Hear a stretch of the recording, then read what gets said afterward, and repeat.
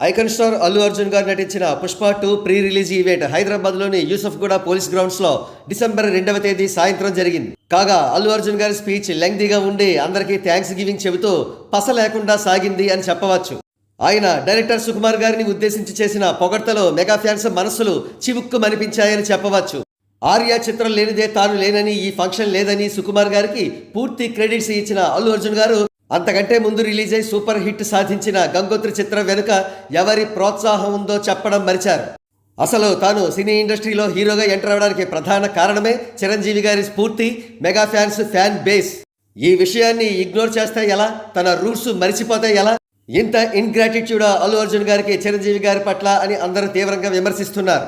సుకుమార్ గారికి థ్యాంక్స్ చెప్పడంలో ఎటువంటి తప్పు లేదు, కానీ అంతకంటే ముందుగా ఖచ్చితంగా చిరంజీవి గారి ప్రస్తావన చేసి తీరాలి. ఏదేమైనా అల్లు అర్జున్ గారు ఇక నుంచైనా తన పొరపాట్లు గ్రహిస్తారని, యాటిట్యూడ్లో కరెక్షన్స్ చేసుకుంటారని అందరూ ఆశిస్తున్నారు. ఇకపోతే పుష్ప 2 చిత్రం ఈ నెల 5వ తేదీన ప్రపంచవ్యాప్తంగా 12,000కు పైగా థియేటర్స్లో అత్యంత గ్రాండ్గా రిలీజ్ కాబోతోన్న విషయం తెలిసిందే. ఈ చిత్రంలో రష్మిక మండన్న హీరోయిన్గా నటించారు. దేవిశ్రీ ప్రసాద్ సంగీత దర్శకత్వం వహించారు.